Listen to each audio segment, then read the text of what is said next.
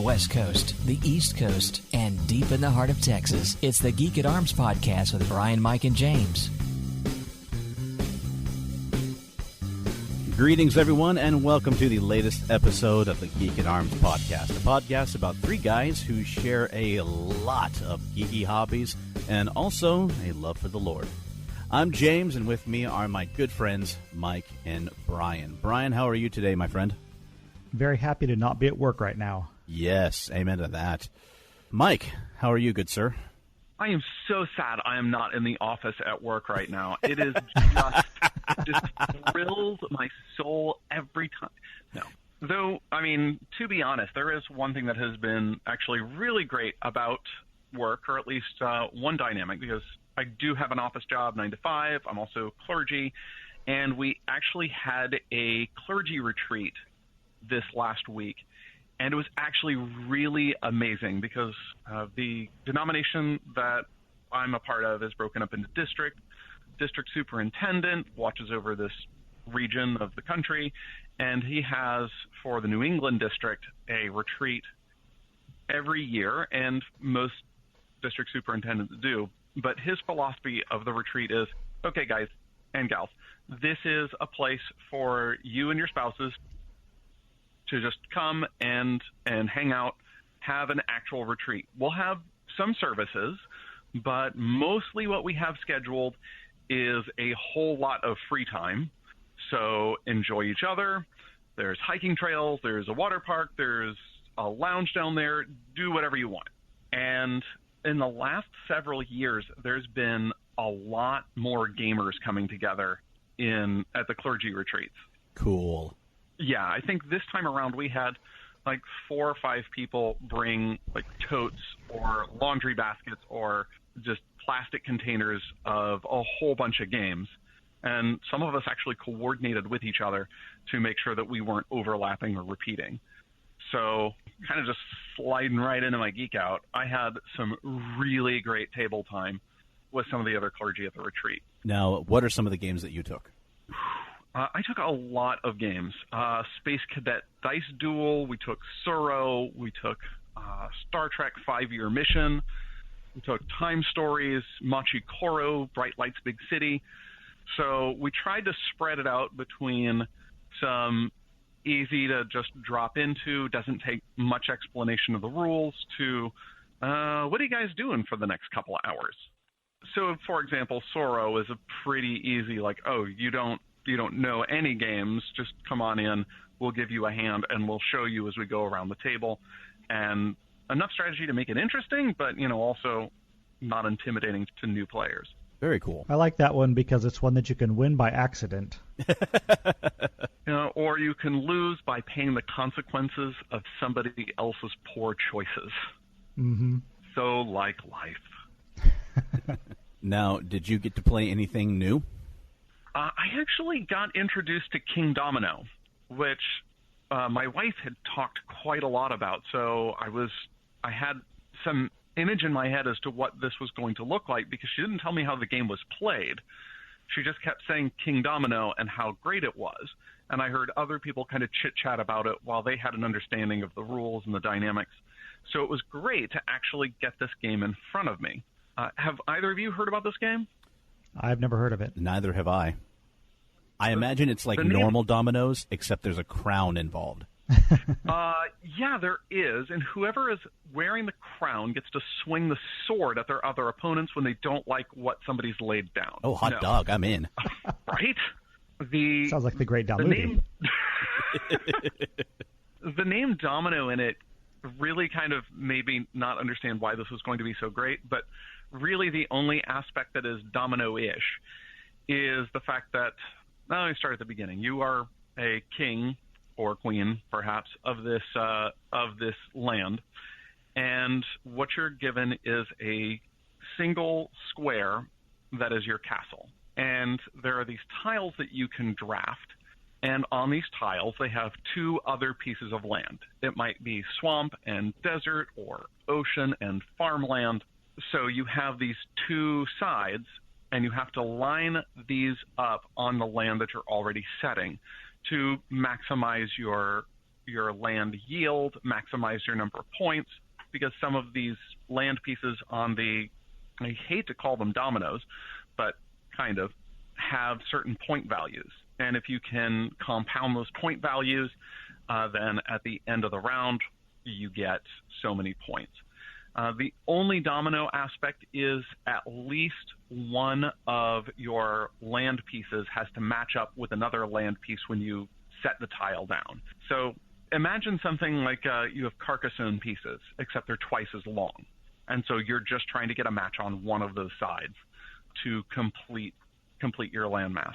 And the drafting mechanic is interesting enough to give a little bit of strategy. It'll makes you think ahead and trying to decide how you're going to play your longer game of trying to assemble your maximized point value. Okay.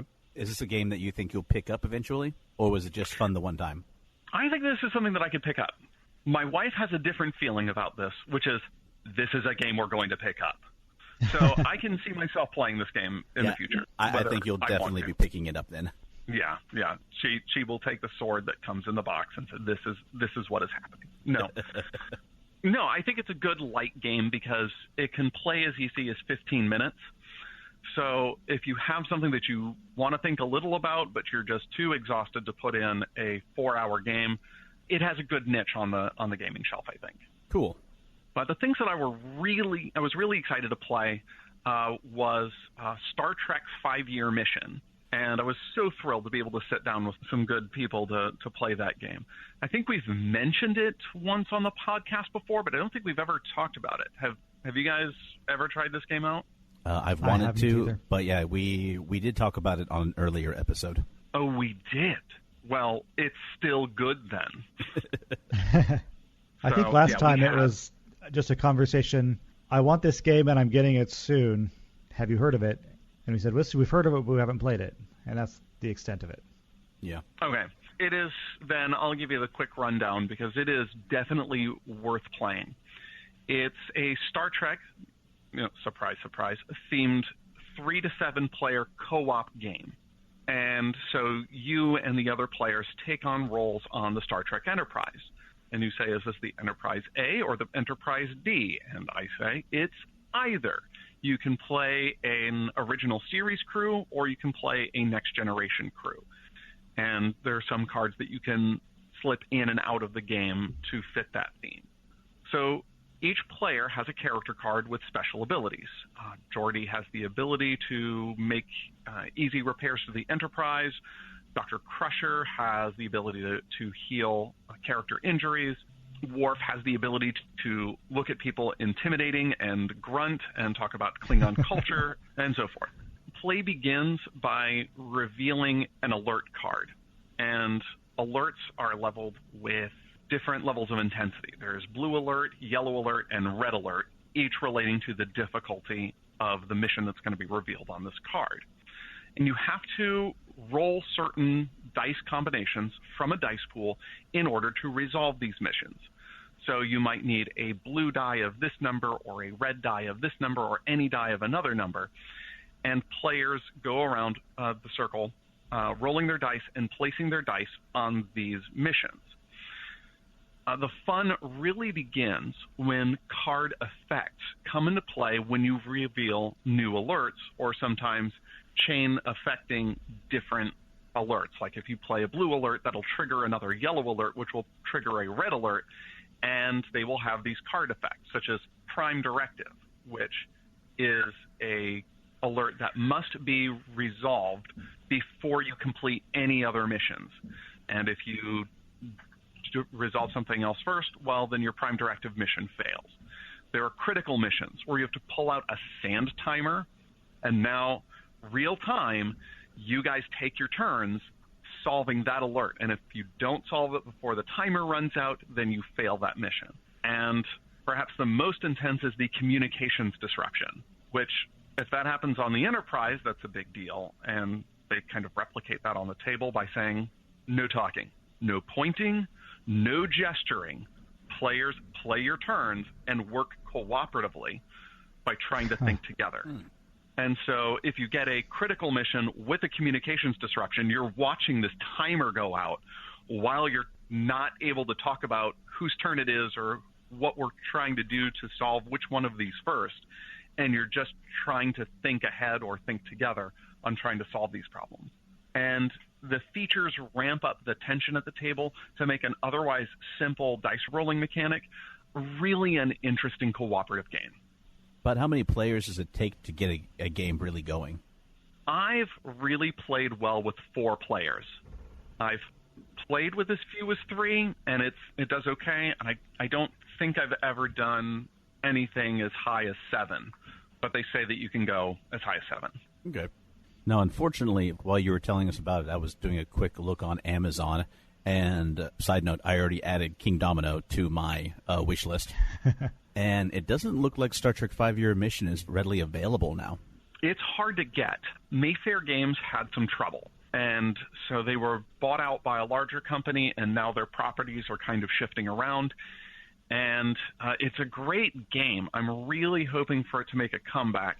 It was not terribly well available online even when I got it, but we were able to get it through an Amazon seller, and some people are saying that they can still get it through their friendly local game stores.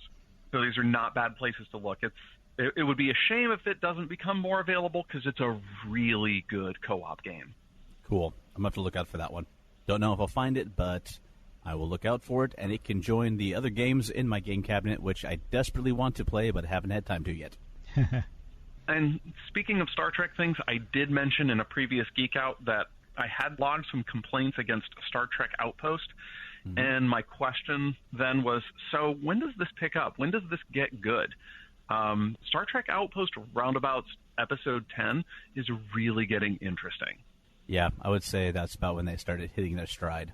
That's when they entered the second or third season of Star Trek, so to speak. Yeah. And I'm going to tell you right now, it still has a couple of hit-and-miss episodes, but I think just recently, not long ago, they released episode 78. Oh, and just today they released episode 78A.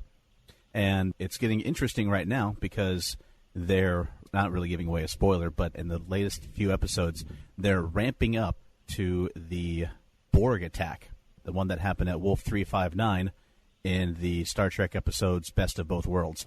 Oh, wow. Yeah, well, I'm slowly making my way in that direction. I'm only in episode 12 or 13 right now, but I've been doing a lot more biking than I have been training lately, and also listening to a couple of other podcasts. But very cool. I'm going to get right back into it. Well, speaking of other podcasts, I want to say a quick thanks to Mike Perna at Inroads Ministries, as I heard about another game we played incessantly during the Pastor's Retreat called Time Stories. And Time Stories, I first heard about as it came up on Game Store Profits.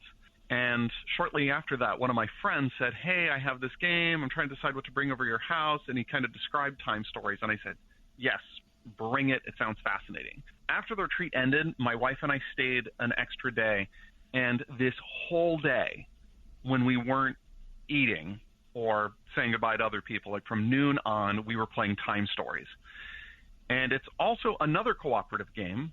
It's narrative-based, and it uses a deck of cards to tell a visual story, and it uses a panoramic to lay out a choose-your-own-adventure sort of story.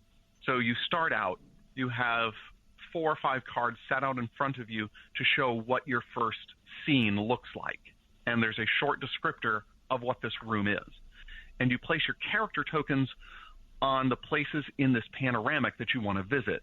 And each of you flips over this card, and you read the description. And in the description, there's either a greater detail of what's going on, perhaps a close-up look of what's in the scene, or challenges, whether they be talking challenges, thinking challenges, or combat.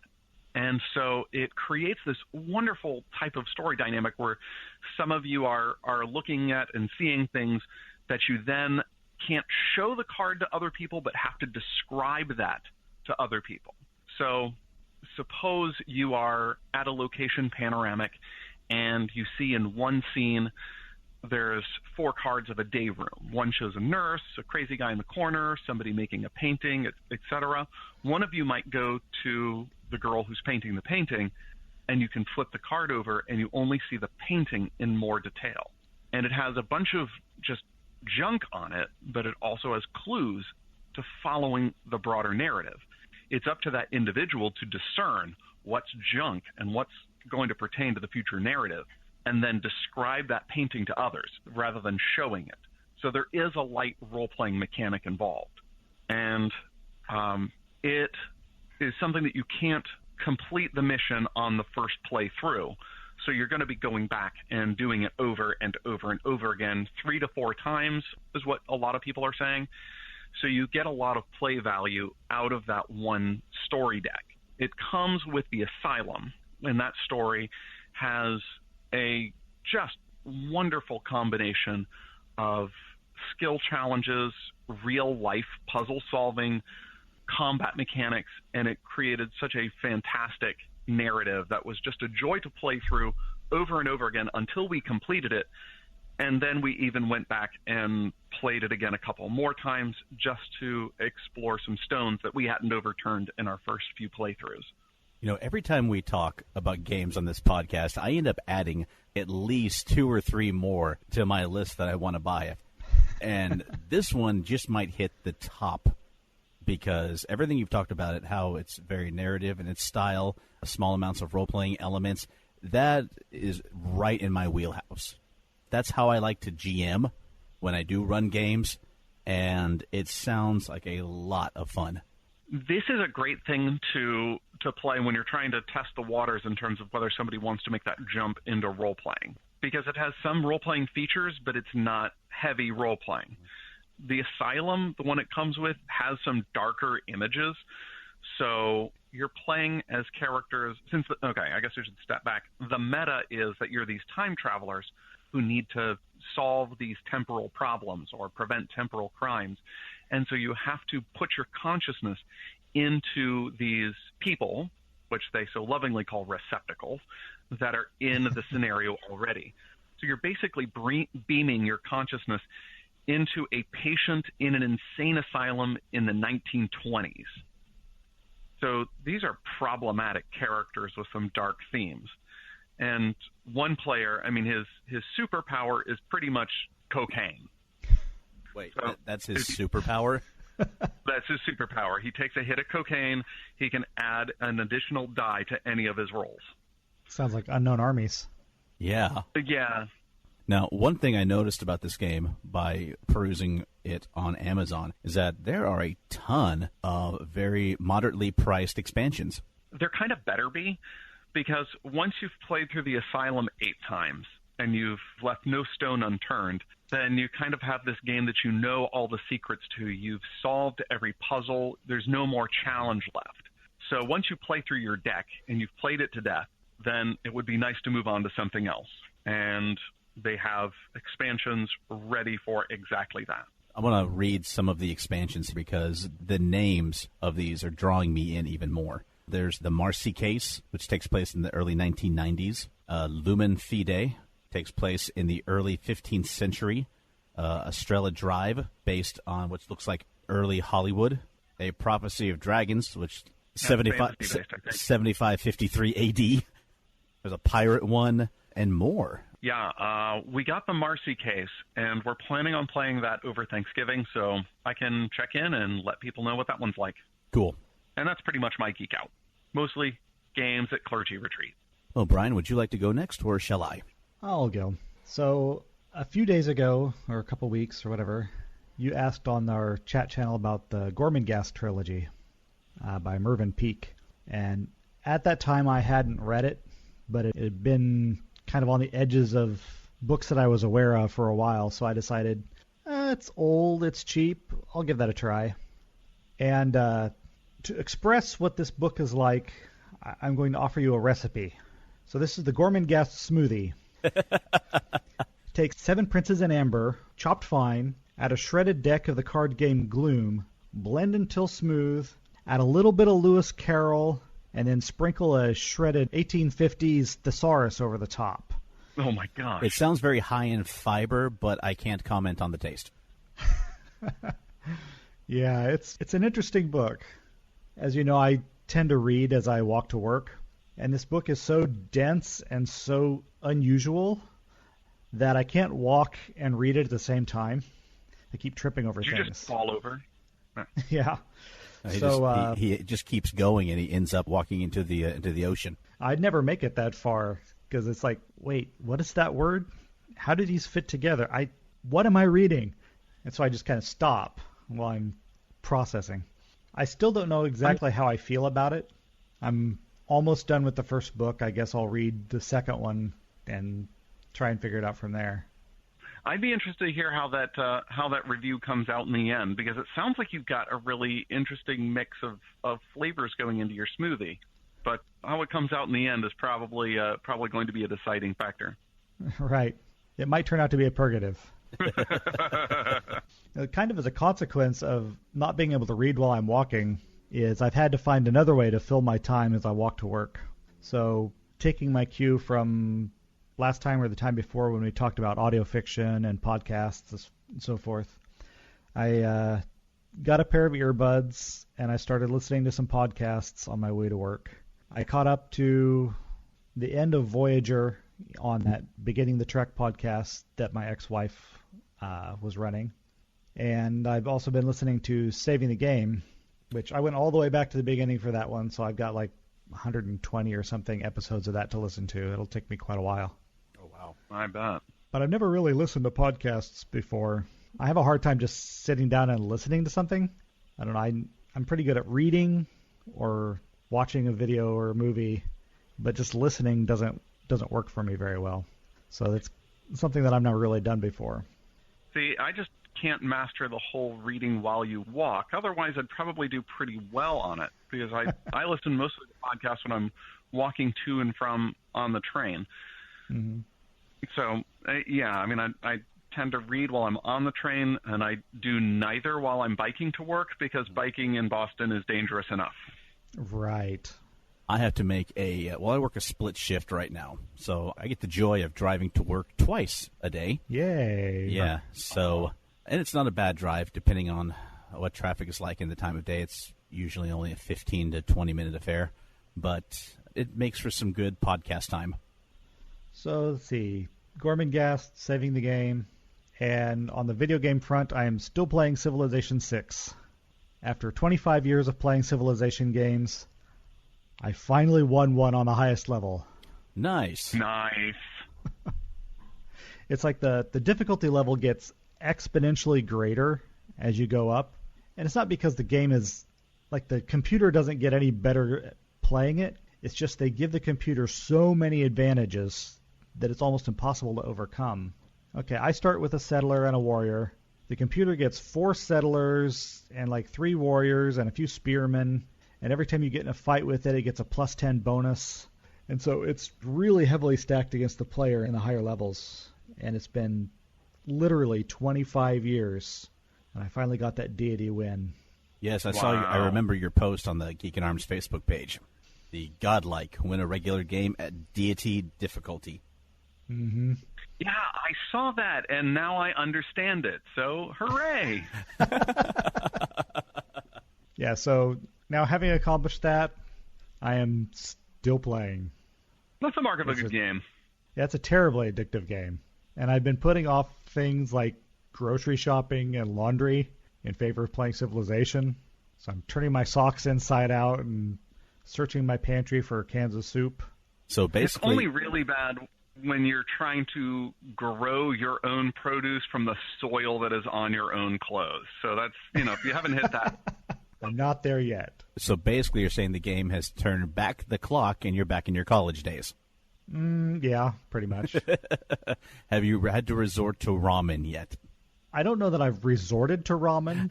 I have enjoyed some ramen from time to time just because sometimes some junk food like that is good. Fair enough. Cut up some hot dogs in it. Yeah. Come on, if you have like leftover chicken and some fresh broccoli and maybe some peppers and I don't know, maybe even a little bit of curry powder and just load it down with enough frozen veggies, you can actually pretend it's good for you. So yeah, see the broccoli and the peppers are those things that you require to go to the grocery store to get. I ate all of those 3 weeks ago. Okay, Probably more than 3 weeks. On a side note, we have had a ramen place open up in our town, nicely named Ramen Joy, and my wife Joy and I went to go check it out, and for $10, you get an enormous bowl of food. I mean, it was just like 3 huge. meals. Yes, if I ate a bowl of cereal using this bowl, they'd have to cut my foot off. Yeah, just the diabetes, just Yes. that much sugary. Yeah. I wasn't complaining one bit because it may have been a lot of food, but it was delicious. Yeah, we got And a of few of course those places around here. There's a huge difference between actual ramen and the Maruchan or top ramen that you get in a little packet, because one of those is food and the other one is not. Just please tell me that you haven't. One thing I remember about dorm life is that I would have just come back from lunch or dinner at the cafeteria, and more than a few times I'd see one of my hallmates walking down the hall with ramen in his hand, not a bowl of freshly heated up ramen, just it's still, and it's Just eating it crunchy? just eating it crunchy. It's still in bar form. He just took off the plastic. Maybe he seasoned it with the little packet. Yeah, what do you do? Just like sprinkle it on there? Yes, that's exactly what he did. Just crunching on it. And I'm like, no. You're doing No. that wrong. Yes. That's like all of the MSG and none of the hydration. So, And I wanted to tell him, we have a meal plan. The cafeteria is not that far. Go. I have a meal plan too. This is my meal. This is my plan. And it's a bad plan, and you should feel bad for doing it.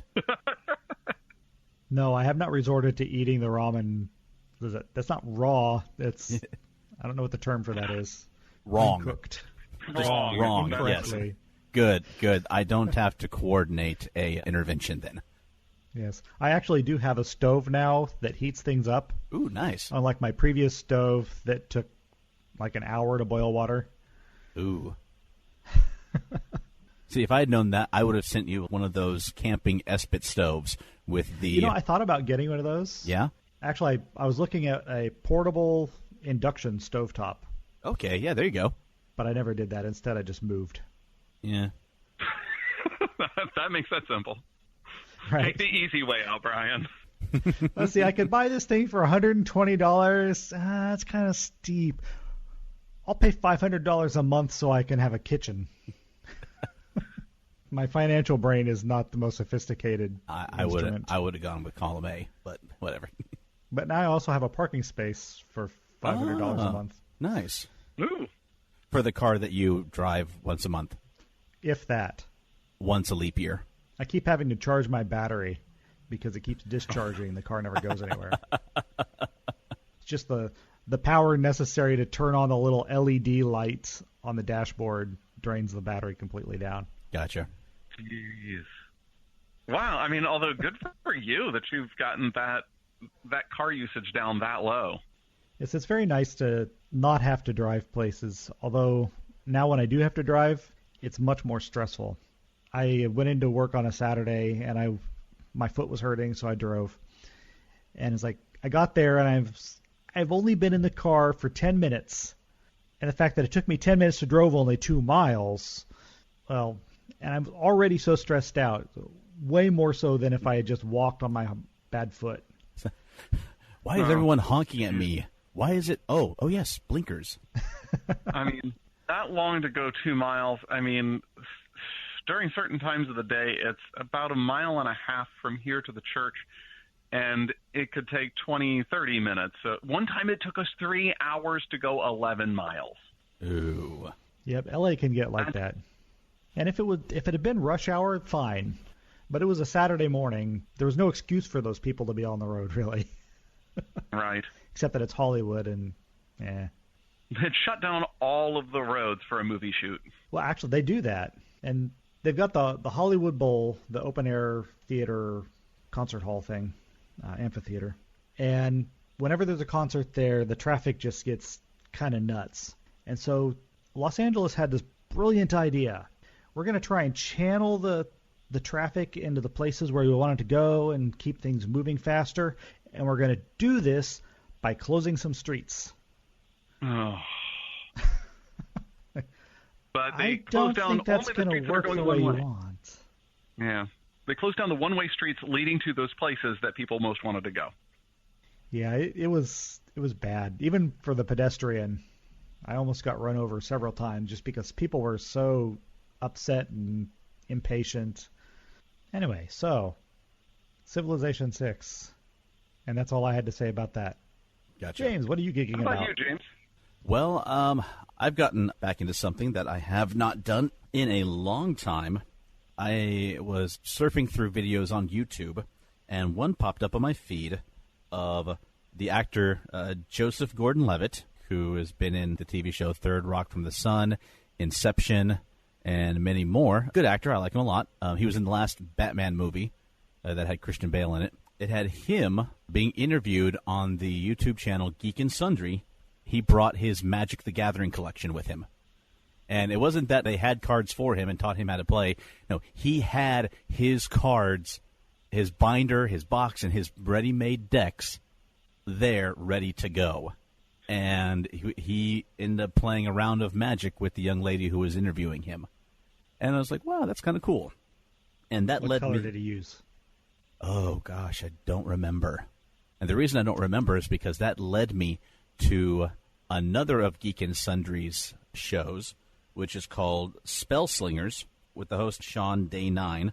And it's where he invites geeky friends of his or other people in the business to come and play Magic the Gathering. He's had quite the interesting collection of people. I think the show is in its 5th or 6th season, and they're short seasons. But he's had Felicia Day, Alan Tudyk, John Heder, who was Napoleon Dynamite. He had Janet Varney, who was the voice of Korra in the Legend of Korra cartoon series. He's had Grant Imahara and many more. Been a lot of fun to watch, and it's really gotten me kind of like thinking about Magic again. Game that I like, that Bryan is the one who got me into it, and for his own purely selfish reasons. And Yes. And it's got me hungry to play again. And so I went to the game store and I picked up a couple of packs. So it begins again. So it begins again. They recently released a new Ravnica series just this year, and that's one that I've enjoyed playing with Bryan and others. And Bryan knows me. He knows my playing style and the colors that I like to go with. I'm usually... James is a crusader. He likes fire and the sword. Yeah. I do some version of a white deck, whether it's mono white, white and red, sometimes white and green. So, of course, the first 2 packs I pick up in years, and the rares are both blue-black. That's just the way of things. Yeah. They're pretty cool, though. They are unique, and I do like them. One of them is called Etrata the Silencer, which is a legendary creature vampire assassin. The other one is actually very cool, called Lazav the Multifarious. And it is a mythic rare, a legendary creature shapeshifter. That is one I would actually consider building a blue-black deck around. So I've been watching a lot of Spell Slingers. I recommend either one of you two give it a watch. If nothing else, it'll provide you 20 minutes of humor. I've seen a few episodes of that one in the past. Oh, I cool. haven't watched it in quite some time, though. It's interesting because it did lead me to another realization that, you know how you watch a YouTube video and it has suggestions for other videos on the right-hand side? Mm-hmm. Well, there was a link to a story about a gentleman who was a top-tier Magic the Gathering tournament player who was recently put on suspension for cheating during a final of a large game. And, yeah, I mean, he did it on camera. So, and that led me to another video about cheating and about a style of cheating called mana weaving. And for those who are not very familiar with Magic the Gathering, is that you've got a deck of usually 60 cards, and you've got your cards, which are like spells, which they're creatures or they're other things, artifacts. But to play them, you have to have mana or land cards, because each card has a mana or land cost to play it. And so usually you'll want a good amount of mana in your deck, but you also want to balance out however many cards you have of the different colors. Well, mana weaving is where you stack your deck. It's not random anymore. You shuffle, you get what comes out on top, you draw 7 cards, and that's what you get. Mana weaving is where you're stacking it to where you're getting a consistent number of spell cards and mana cards with every single draw. It takes the fairness out of the game, because if you're doing it, your opponent is not, then it makes it decidedly one-sided. They just have to find a way to stack the deck to make sure that it's non-randomized? People who do it will usually do it to people who are new to Magic or aren't very experienced with it, because people who have been around for a while know that, no, that's not cool. That's that you're not supposed to do that. Everything's supposed to be random. That's the rule. Was that your question? It's not so much that you're getting specific cards, but that the proportion of the land to the spells has been prearranged so that you never have a situation where you draw 4 lands in a row or no lands. Or like all the cards in your hand cost 4 lands or more, but you've only drawn 2. Aren't you shuffling right in front of your opponent? Or well, if you're a skilled enough shuffler and you can get it so that exactly left card, right card, left card, right card, and they exactly interleave, then you can still control, even if you're cutting at a different place each time, you're still controlling the proportion of the lands versus the spells. So you're not getting the exact cards you want, but you're getting the type of cards that you need in the right proportion. Gotcha. I'm on board. So I bring it up because I didn't realize it at the time, but I had an opponent do that to me at a pre-release tournament I was at in Colorado. I believe it was the pre-release tourney for the Innistrad. Pre-release tournaments where you go, you sign up, pay money, you get a deck, and you get to play that deck against other people in 4 rounds. And if you get a certain amount of wins, then you walk home with more packs. So I was against this one guy who had his cards in front of him, and he was stacking them into 4 piles. And I didn't realize what he was doing at the time. I felt like something was fishy, because I saw him making sure that, spell card, land card, spell card, land card. I should have said something to one of the referees. Should have raised my hand. I should have called him over, but I didn't, because I didn't know what he was doing, and I didn't want to make an accusation just because of a weird feeling. I should have just gotten over my feeling and brought it up to one of the judges, because he beat me in both matches, and it was because he had consistent spell cards and land to play it coming with every single draw. So it kind of made me angry that I let somebody cheat me so easily, but, live and learn. See, the only time that I was in a tournament and had something I really did not feel good about is it was a Yu-Gi-Oh tournament. Say what you want. We were playing Yu-Gi-Oh, my wife and I, pretty consistently. No judgment here. Yeah, all right. When we first moved to Kansas. And, heck, we weren't great at the game, but at least going to tournaments, it was a great way to meet new people when, you don't know anybody else in an area. So we picked up some packs and a deck and started to play. Well, one time when I was in the middle of this tournament, my opponent, in between rounds, gets up and leaves the table. And I pick up my drink, and I take a sip, and I realize instantly, oh, my gosh, I picked up this guy's drink. And so I set it back down.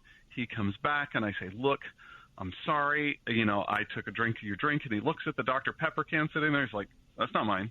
I don't know whose that is. And I super did not feel good about the fact that I just got complete stranger backwash, like not even a face to attach to that spit. And it was, okay, yeah, that was a different kind of bad feeling. Okay, yeah, sorry. It still haunts his dreams, Bryan. We don't understand. It still haunts him daily. Something has intermingled with me, and I don't understand what it is. I feel changed. See, I want to meet... Speaking of Innistrad. Yeah, seriously. I want to meet the Mike before the mystery Dr. Pepper backwash. He was a self-doubting, gangly, kind of scrawny-looking guy, and not the changed beast that you see before you with all the... Oh, wait. No, I guess that's not really it. So that has led me to have a renewed interest in Magic. Unfortunately, my primary Magic fellow enthusiast and opponent is living on the West Coast. I promise I'll bring a couple decks with me for Christmas. Good. And or we could just play on the air. I mean, just tell us what you drew. You're on your honor. I know that Black Lotus was definitely in your deck before, and you had that. To afford one of those, I would literally have to sell one of my children. It was one recently went for about $8,000. A game store here in the Boston area, heck, I'll say it, Pandemonium Books and Games. I love those guys, and they were able to pick one up, and they paid $8,000. Wow. Now, is it on display there, on for sale, or is it just like, look what we got? You may look at it, but don't touch. It was an initial, like, hey, everybody, look, we got this big deal. It is not staying at the store long at all. No. And they were not planning on turning it over for a cash profit. What they were hoping to do is to get a butt ton of trades for that one card. And so they would be able to have smaller, high-value cards that they could turn over more quickly. Because, let's be honest, in order to make profit on $8,000 worth of card, you're going to have to hang on to that for a good long while to make it worth your while if you want it as a single purchase. Fair. But you break it up into smaller purchases, and there's a better chance of making your money back sooner. Yeah. And the thing about it is, the card isn't really worth anything unless you play with it. Yeah. Its value is based on its excessive power.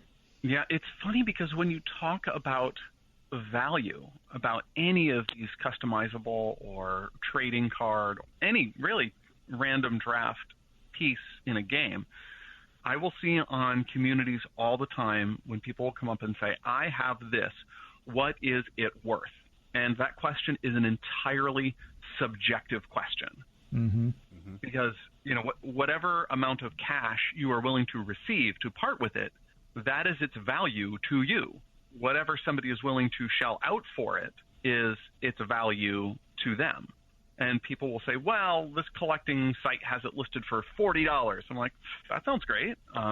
Anybody willing to pay $40 for it? No? No takers?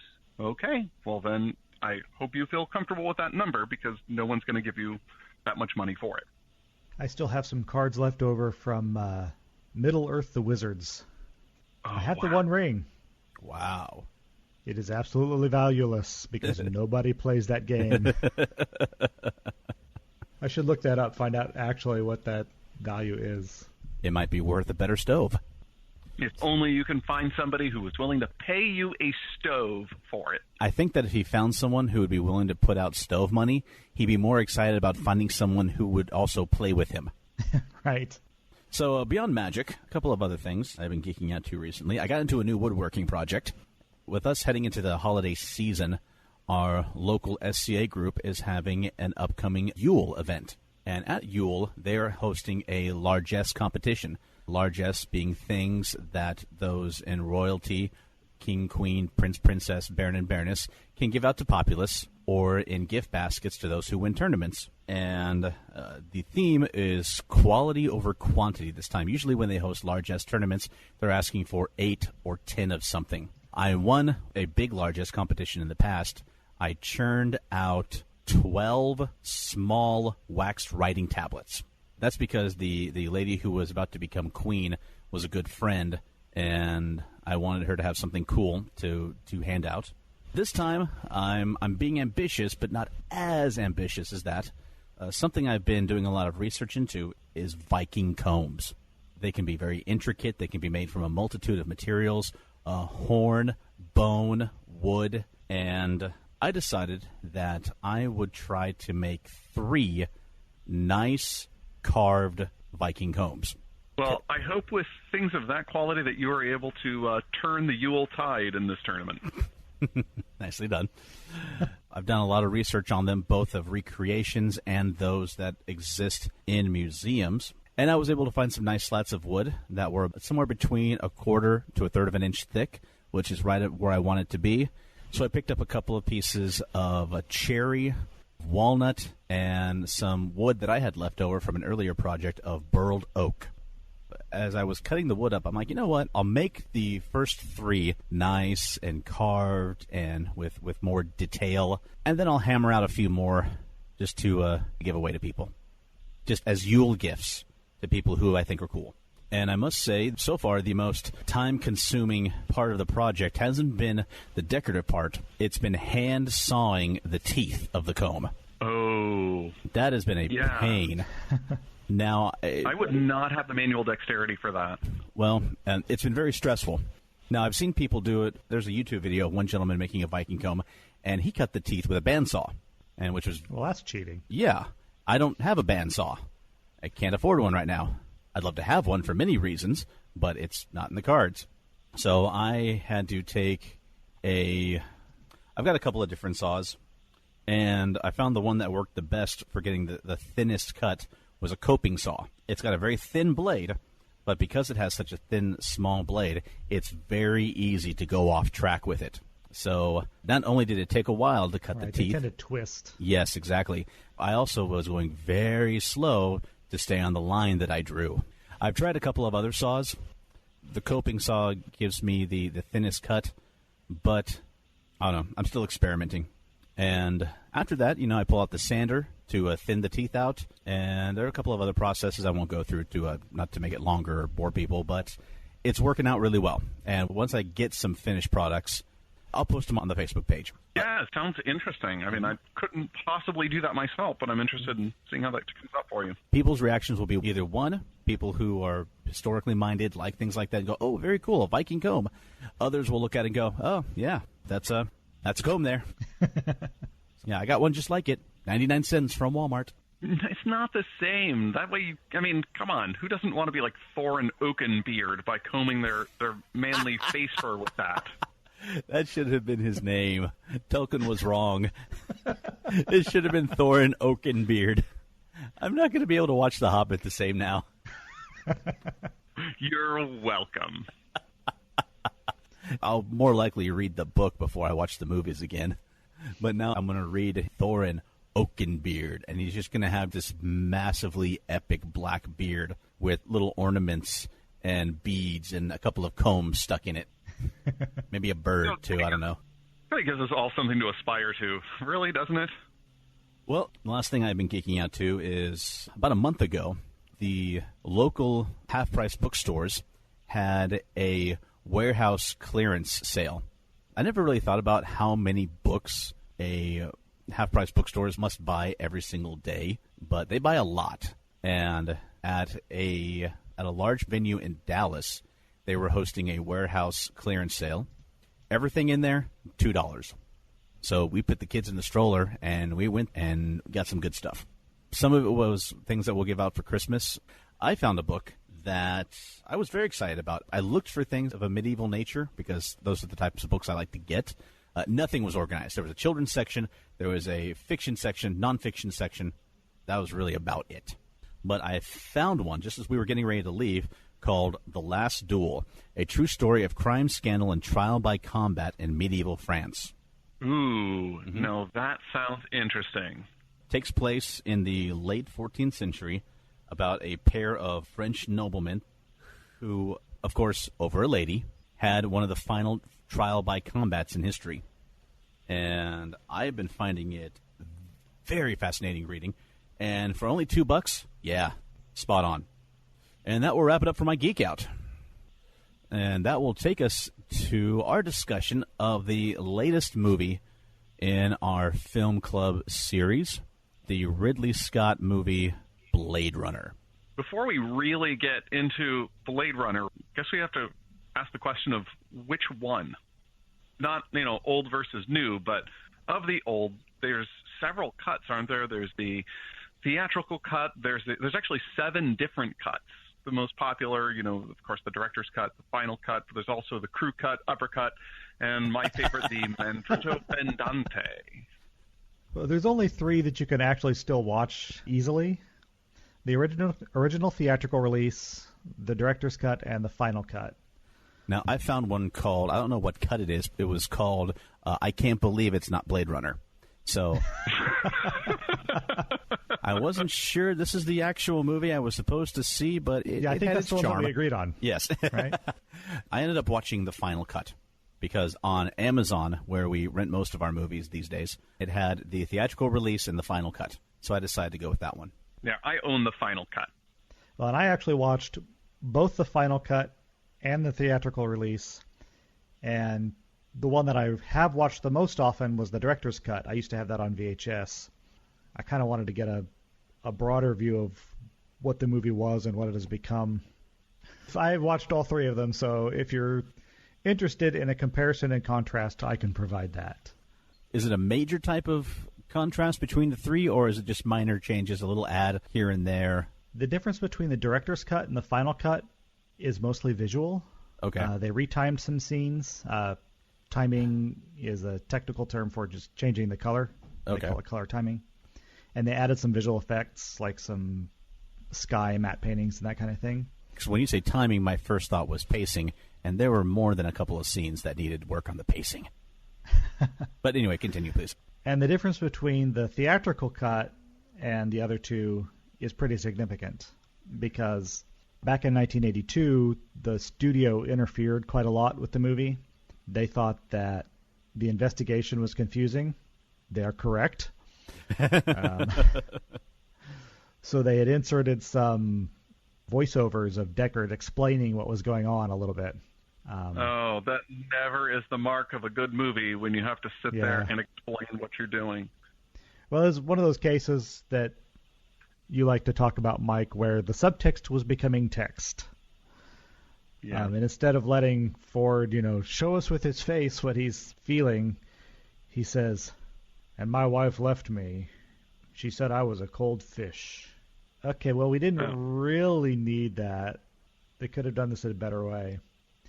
And they also added a scene at the end to make it a happy ending of Deckard and Rachel driving off into the sunset, so we know that they're okay. That, I think, weakened things. But I can see how some American audiences would not have been happy with the ambiguity that's at the ending of the director's cut. We do like our happy endings, though. We do. Well, we used to more in the 80s than we do now. Yes. Well, I think on this podcast, though, we have tended to like ambiguous endings. I mean, we tend to talk about and like the ambiguity in the films that we've talked about, because we have, well, is he a replicant? Do they get away? Are they happily ever after? Do they die 15 minutes after the cameras stop rolling? I think these are the things that we talk about and that we tend to treasure in the films, but I guess we're not typical Americans now, are we? Well, we're having a conversation about the movie, so we kind of need something to have conversation about. Yeah. If it's tied up in a bow for you, it might be more emotionally satisfying to some people, but it's not as easy to have a conversation about. So getting this conversation going first, I mean, you mentioned the visuals. Anything strike you about this film visually as we replay it in 2018? Well, interesting you should mention 2018, because visually, the first scene that we see is of L.A. in November of 2019. So we're a year away from this movie. And you see a megapolis, Los Angeles, fires coming out of refineries, a smog so thick you can't even see daylight. And I was thinking, that's probably how it looks right now. It actually does kind of resemble that right now with the fires. Yeah, it's kind of bad and scary thing. For those of you that are listening to this podcast, probably some years down the line, trying to get the context of this, the fires in California are currently raging pretty much all over the place, and the smoke, if I understand properly, is covering just about almost the entire state. The particulate is present throughout the entire state. It doesn't actually look like smoke. You don't look up in the sky and see, red skies of smoke. But the particulate count is very high. Can you smell the burning wood in the air? Yeah. The other day at work, we were starting to smell wood smoke. And we were just assuming, people are starting up their fireplaces as chimneys. I'm like, no, wait a minute. We're in the middle of Hollywood. There's no people with chimneys around here. We're smelling the wildfires.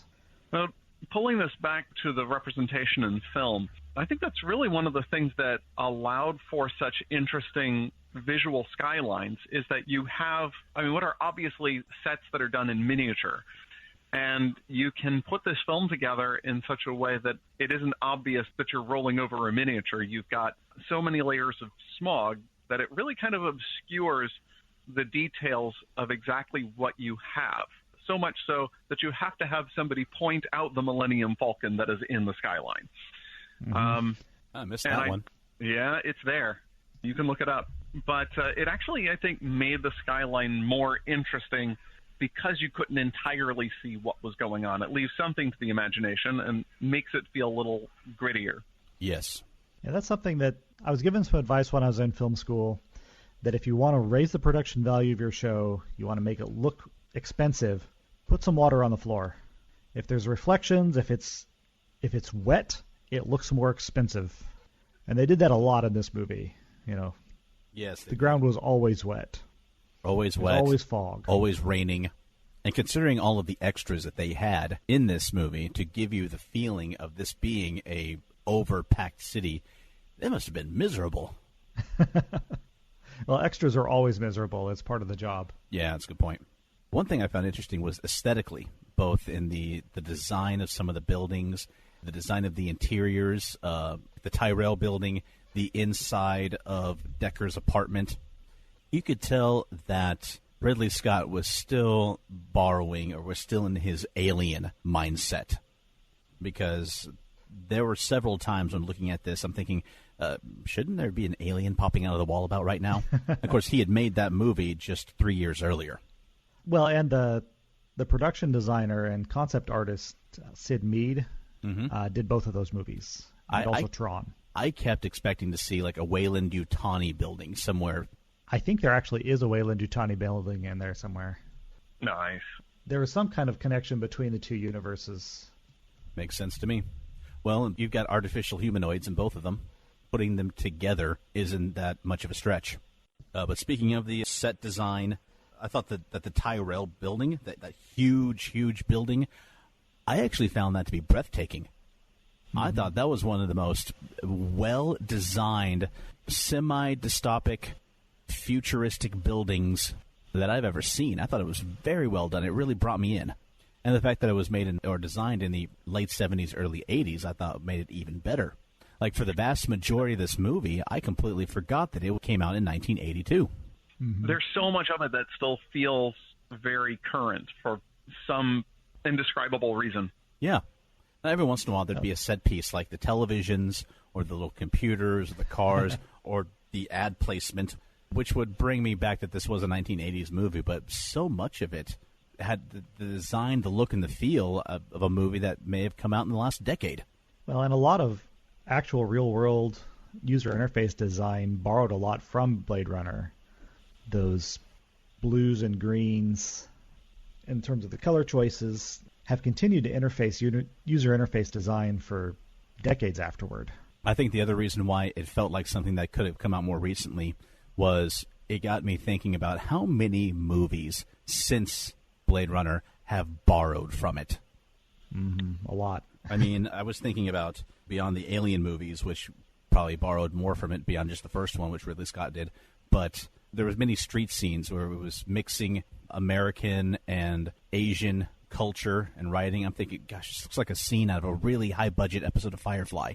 Or when you're looking at just the expanse of the cityscapes, I mean, I can't help but think that George Lucas probably just cleaned that up quite a bit in order to get Coruscant. Yeah. Star Wars, Firefly, several of the cityscapes. Also, my first thought was Fifth Element. Oh, yeah, without a doubt. And, I mean, we could probably name many, many more, but those are just the ones I wrote down on my list. But it does make it a timeless piece. I'm hesitant to use that. A lot of people like to use, it's a timeless movie. Is it? Is it really? But well, we're talking about it this far after the fact, and maybe it's got some good elements. Exactly. But one of the things that struck me, if you don't mind me jumping into something that is plot or character motivated, is what made this villain so compelling, or these replicants such interesting figures, is that really their quest is an essentially human struggle.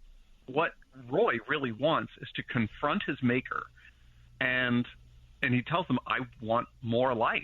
And I think one of the things that makes the response to that so fascinating is that Tyrell doesn't say, oh yeah, do you know what, I'll just give you longer life. But he says, well, I can't solve that problem, but you do have a life more abundant. He says that you have a light that burns twice as bright and lasts only half as long. that what you have is a quality of life that far exceeds any human experience. So, yeah, you have more life. You have it more now, above and beyond human expectation. And I think the character, while he wants more life, he realizes that as well. Because at the end, he says one of the best and most well-delivered lines I have ever heard in science fiction. The teardrops in the rain speech? I have seen things you people wouldn't believe. Attack ships on fire off the shoulder of Orion. I've watched sea beams glitter in the dark near the Tannhauser Gate. All those moments will be lost in time, like tears in the rain. And I love that line for multiple reasons. One, because it does show that he realizes I have led a life that, while he's done dubious things, he's done extraordinary things. And it also alludes to a much, much larger world that we don't see in this movie.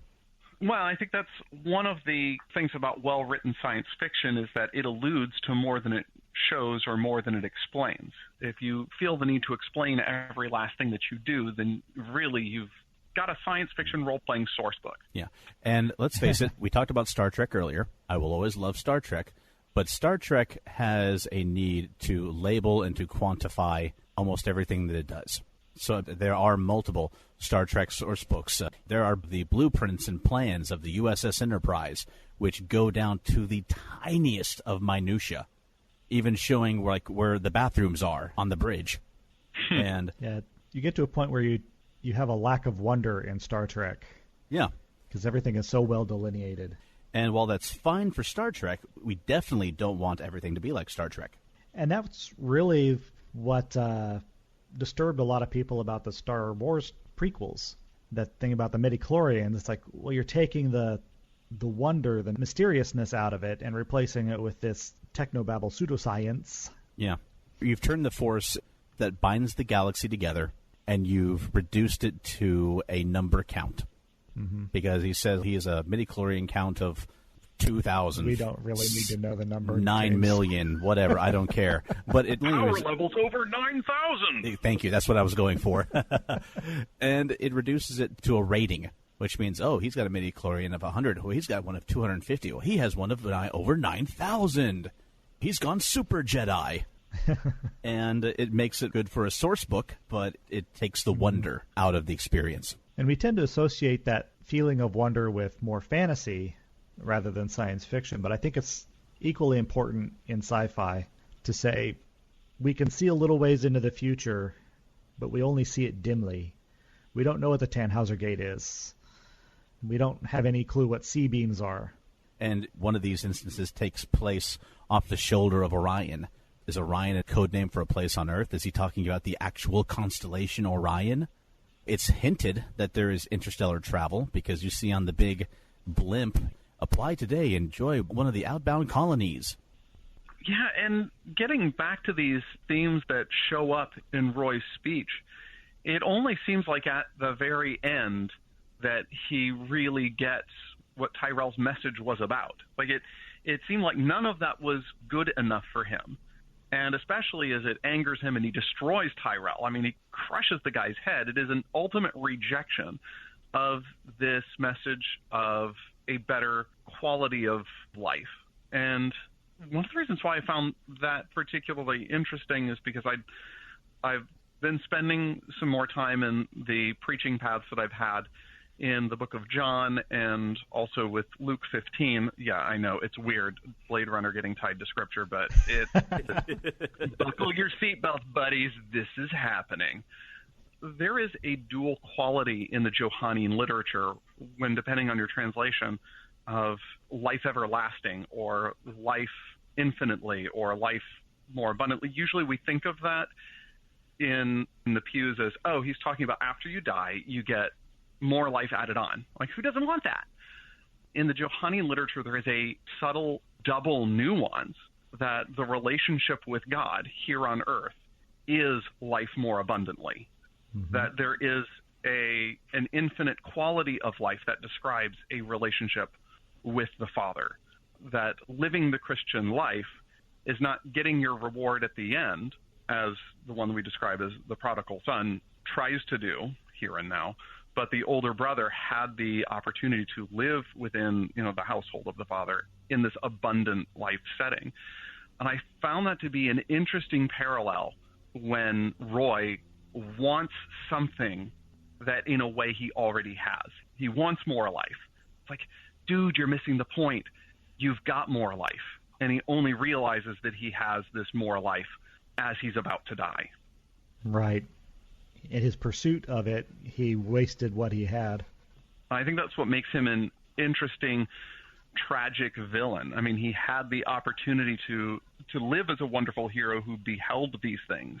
And yeah, it's going to get snuffed out when you're gone. I feel you, Roy. This happens. Your experience on Earth dies with you. That is the existential plight of us all. There is an interesting little grace note of hope in the end of that scene, though, because he's got that dove in his hand, and it's kind of inexplicable where the dove came from. I mean, it just kind of appears out of nowhere. Yeah. And he dies and releases it, and it flies off into the sky. And I kind of took that as kind of a heavy-handed metaphor of the dove. Yes, he's dead, but something goes on. Something persists. I kind of viewed it as could have been interpreted a couple of different ways. Something goes on. The world is going to continue. Maybe like the dove, he had Deckard literally in the palm of his hand, and he lets both go. And or it could have been seen as his soul, if he had one, being released from his body. I don't know. I was analyzing it, and parts of the movie got trippy for me mentally because, as I told you guys earlier, I haven't mentioned on the podcast, a lot of sickness has been going through my house, a stomach bug. And so when I finally did get a chance to sit down and watch this movie, I was doing it with a near 100-degree fever. And let me tell you, this is not a movie you want to watch while having a fever. Stuff got trippy, but it was a moment I had to pause while I tried to read as much into that as I could. And to some degree, the fact that he saved Deckard, at this point, Deckard is the only person in the universe, well, that we're aware of, that knows who Roy is and what he was about. And if he had killed Deckard, then his own death essentially becomes meaningless. Nobody remembers him. All of those experiences he had they're just gone. But by saving this Blade Runner, by giving him the speech, then something of him continues on in the world. Deckard might tell a story about him later, and he lives. And then the question becomes, well, but for how long? Is Deckard the replicant, or is he the human Blade Runner? Which, in different versions of the film, have different implications. Let's forget that we have a sequel that came out that seems to answer that question definitively. I mean, Deckard doesn't have a long life. It's not very definitive. Yeah. I have not seen Blade Runner. Is it Blade Runner 2049? 2049. I have not seen it yet, but now that I've seen the first one, I plan on watching the second one soon. You'll watch it 3 times in the first playthrough. Yeah, it had the opposite problem of this one, where in the original Blade Runner, we didn't get told quite enough to understand. Mm-hmm. In the sequel, we get told things several times just to make sure we understand. Who directed the sequel? Was it Ridley Scott again, or was it someone else? It was somebody else. Villeneuve. I don't know how to pronounce his name. You know, in moments like that, I'm reminded of a line from The Thrilling Adventure Hour, an episode with Frank and Sadie Doyle and this young vampire of a trio of vampires they were fighting. Frank and Sadie clink their glasses together, as they do several times, and the vampire was saying they have this unbreakable bond together, and it seems as if clinking their glasses together is a symbol of their often unspoken but totally requited love for each other. And there's a pause, and Sadie Doyle goes, "Dear, never speak the subtext out loud. Where were you raised, a barn?" That's actually where our family picked up the line, modified to, "Don't make the subtext text." Yes. I just like how she equates, making the subtext text to being raised in a barn. There was so much more I wanted to talk about. I lost my notes. Darn it. I've got mine in front of me, and some people might be thinking that in the last two movies they reviewed that I've been overly critical of them, and I try not to be. And this movie, there was a lot that I liked. Some things I didn't like. It had some pacing issues. Some scenes were really, really drawn out, unnecessarily so. All right, you've raised tension. You've done the scene well. There's no need for it to continue for an extra 30, 40 seconds. Yeah, the whole scene in the strip club went on way too long. Agreed. And it wasn't going anywhere. Honestly, I thought that a good portion of the scene where Roy and the puppet maker, whose name I just forgot. J.F. Sebastian. Sebastian, yes. Where they were in the elevator together. Some parts were good. Sets the scene for how they're able to get up to Tyrell's bedroom. But I thought it was very drawn out. See, I thought that was tense because, I mean, you have somebody who we've been told that he's killed a ship full of people. He roughed up Chu, the eye maker, I mean, implying that whatever state he left Chu in.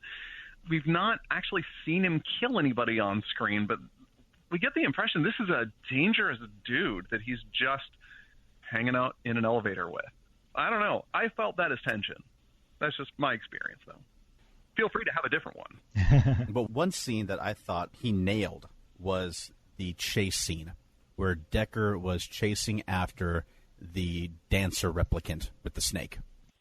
Once again, I thought that he really nailed the feeling of an overcrowded megacity.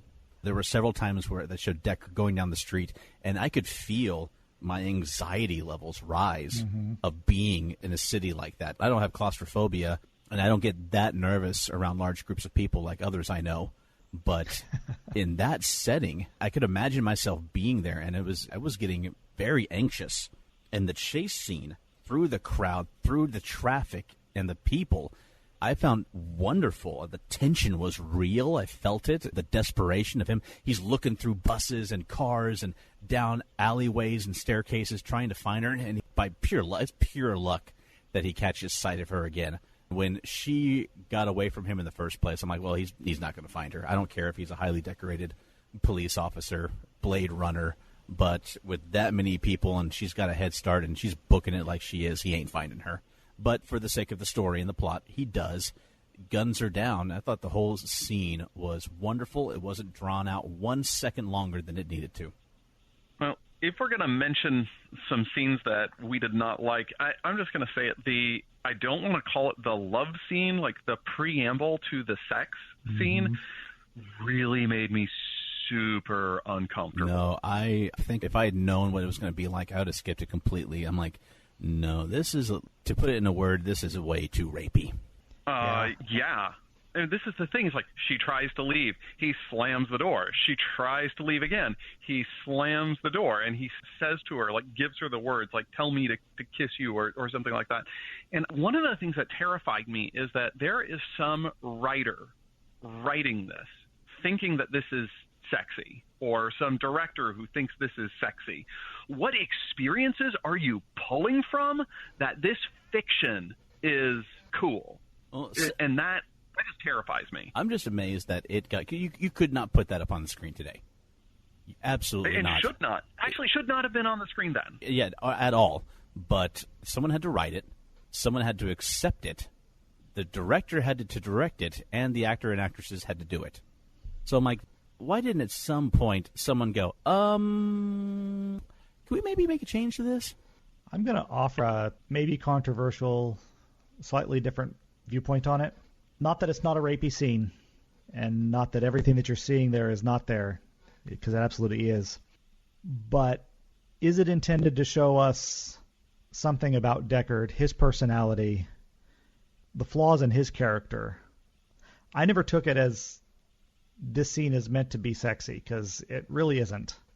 I mean, they're clearly not having a problem showing nudity, so the fact that it cuts out before anything actually starts says to me that this wasn't a sex scene.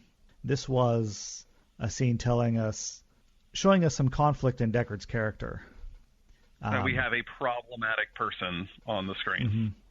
I think there's no controversy in you saying this reveals something extremely problematic in the character. So perhaps the intent was different than I had perceived, but Yeah, I just got caught up in my own feelings of,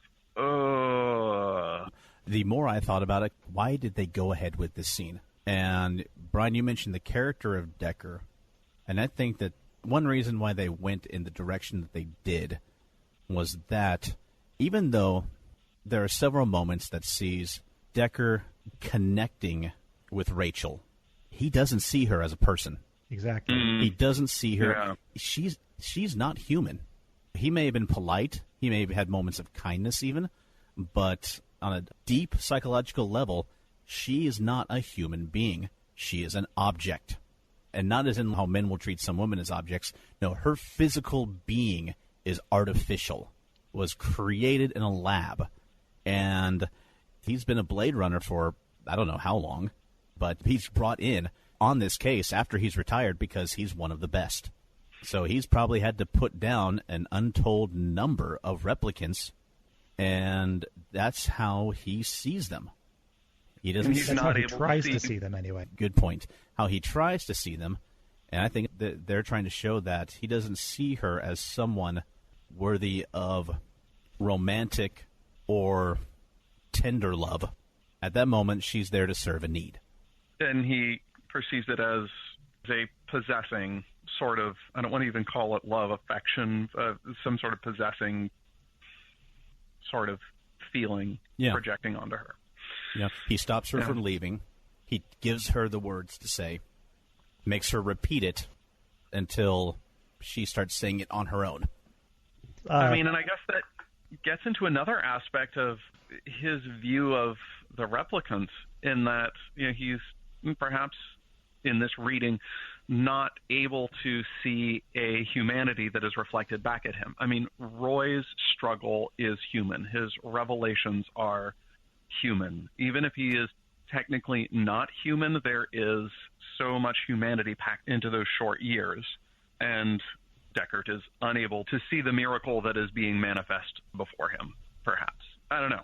I'm spitballing that one. One thing that I did find interesting was someone who has spent his life hunting down, tracking, and eliminating replicants, and this was before the sleep together scene.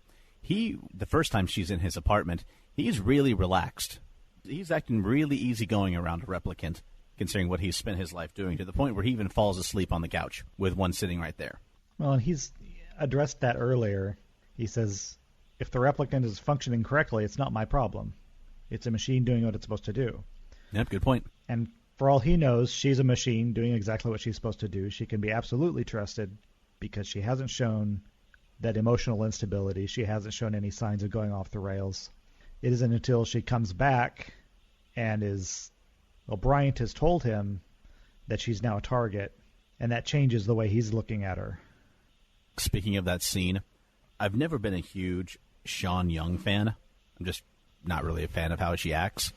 Mm-hmm. But that scene where they're having the discussion of her memories, about the picture of her mother, I thought was fantastic. I mean, the emotion that she's so minutely displayed on her face, you know, someone who's trying to be stoic and is trying to be reserved and to keep it all inside. The little ticks, the little moments you saw on her face as she was ready to prove him wrong. I know what he told you, but I'm a person. Here's a picture to prove it. I knew my mother. And that's all been destroyed in just a few questions from him. I mean, you're feeling everything that she's feeling as her entire half-life has been turned upside down. Yeah, I don't think I've seen her in a whole lot other than Blade Runner, so I don't really have a baseline for her acting skill. And speaking of, we've talked about Decker and more about, are they replicants, are they not? Let's take a moment and talk about Edward James Olmos and the character Gaff, who I'm completely convinced that they let him dress himself for this movie. Could be. Here's the key to wardrobe. Have fun. That's exactly what I was thinking. So what do you think is the deal with Gaff? He starts off speaking the street patois. Deckard pretends not to be able to understand him. But then at the end of the movie, he reveals he speaks English just fine. What do you think was his motivation for that? I think his primary motivation was to close the act. Because, like some type of Shakespearean envoy, he seems to only show up at the beginning or the end of an act. as if to herald the ending of one sequence and to bring forth the beginning of another. So you're going with continuity error? I'm just still Exposition delivery boy. Amazon will send anything these days. I'm still just in awe of his costume. And how good of a Blade Runner can he really be if he's on a cane? I know I couldn't go chasing after robots on a cane. Does it ever actually show him walking on the cane, though, or is he just carrying it around? Maybe it's just an affectation. Yeah. Either that or he figures that it's harder to outrun a bullet. Maybe he dressed that way so that he could carry a cane non-ironically. Ah. The only way I can carry a cane is if I dress like the Pimp Star Galactica. See, that joke works on a couple of different levels. Yes. Right. I did want to ask or explore a little bit about Rachel herself, particularly in regards to that scene we just talked about. She's just found out I'm an artificial person. Bryant has said to Deckard that she's a target, so presumably she can't go back to Tyrell. Don't know where she went when she left his apartment. Don't know where she would have gone when she tried to leave before. But I think that may be why she was still there when he came back. Though, considering that it is Megapolis, Los Angeles, it could have taken her all that time just to walk 2 blocks. She just That's did a true. Dunkin' run. Yeah.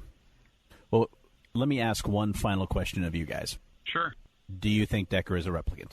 I'm going to come down with a hard, definitive maybe? Let's not I even still think he's not. Let's not even take into account the sequel. Let's not even think about it. As far as we're concerned, it was never made. I don't want him to be. You know what? That's where I'm going to land. I don't want him to be. I'm not saying that he isn't, but I want my lens to be a real, to be a real boy. I don't want Pinocchio. I want the flesh and blood, despite the fact that it goes against the entire point of this whole twice bright life thing that they're presenting, which I think is one of the reasons why the movie is unsettling to me. I'm going to go with you. I don't want him to be, because no one in this movie is really whom they seem to be, which I think is one of the underlying themes. Deckard may or may not be a replicant. Gaff may or may not be from this solar system. And I'll just spend a second on this, but the 4 replicants, we're told who they are in his briefing. We've got the heavy lifter, Leon Kowalski, the guy who can lift like 4 tons. The soldier was named Zora. We've got the pleasure bot, Pris. And finally, super soldier, Navy SEAL, Army Ranger, U.S. Marine, Captain America level, all rolled into one, Roy Batty. But then these characters revealed, none of them act like how we perceive them to originally be. For being someone who is just supposed to be purely construction for manual labor, Kowalski kills effortlessly and without remorse, without a second thought. Let me tell you about my mother. Boom. Yeah. And violence comes very easy to him. The character of Zora, I forget how she was described. I think she was an assassin. Okay, she was an assassin. Okay, she was the one playing the part of the stripper. And then you have Pris, the one who was programmed as a pleasure bot. Basic pleasure bot, yeah. And honestly, the more I thought about certain scenes, the more I saw her as being the brains of the operation. Interesting. Well, she was certainly the social manipulator. Yes. There was also a scene where Roy has come to Sebastian's home. And she's like, oh, this is my friend Roy. And Sebastian, trying to get away from the awkwardness, says, I'll go make breakfast. And when Roy conveys to her that the others are dead, true, there's sadness. And I thought he displayed that in a way of someone, this is a person who certain emotions to him are foreign and brand new, and he's dealing with them almost like a child would. Mm-hmm. And that moment seemed very childlike to me, but I read into it that he was almost subservient for just a moment. Interesting. In his language and in his intonations of his voice. He tells her that they're dead, and she smiles and says, we'll have to be smarter. And I could totally picture she was the one who thought about, let's steal the ship. Leon, go murder a bunch of people. we'll get to Earth, and we'll begin plotting a way to get to Tyrell. The one that we see at the front the most is Roy Batty, the super soldier. But, and we've talked about this earlier, he was only directly responsible, that we definitively know of, a very small number of deaths. He only killed a few people. Yeah. Well, when compared to one of his compatriots. Yeah, we don't know how many of those 26 on the shuttle were Jorah and or Leon. Yeah. I will say he's a very tactical type of character, which goes with being a soldier. He did kill Sebastian for absolutely no reason whatsoever. That's true. I hadn't considered Pris as the leader, but it kind of does make sense with her skill set, her ability to navigate the so-called normal people, that she might be calling the shots on how to get what they want. Roy might be the strategist, the guy actually getting things done, but she might be setting policy. That's very possible. So, in conclusion, I think that if you're a science fiction fantasy movie fan, this is a movie, if you have not seen it yet, you need to. At least one time. More if you feel up for it. What do you guys think? Well, it's always been one of my favorites, so yeah. There you go. Well, I think that will wrap it up for Blade Runner. And that will also wrap up the first 3 movies that we talked about discussing when we started the whole film club project. And stay tuned, friends, especially on the Facebook page. Very soon we'll discuss which ones that we want to take a look at next, and you can join along with us. And I think that will take us to the zombie apocalypse plan of the week. Mike, what have you got for us? Well, at the Geek at Arms Zombie Strategies Lab, we've had some very successful tests in repelling zombies. We have a lab? The strategy, yeah. I mean, where do you think that we were testing the beekeeper's suit? Jeez, come on. I mean, it's my basement, but still, hey, it's just, we don't call it a basement, we call it a lab. The strategy this time is to think untasty thoughts. That's right. The contents of your brain has a great deal to do with whether or not zombies will actually eat them. And during our tests, we found that the right cocktail of binge-watching Season 2 of Sex and the City, reading and rereading the Waterloo scene in Les Miserables over and over and over again, and listening to Kids Bop Volume 7 backwards on repeat is just like DEET to the undead. Unfortunately, 37% of the test subjects wound up eating their own brains in a desperate attempt to escape the study.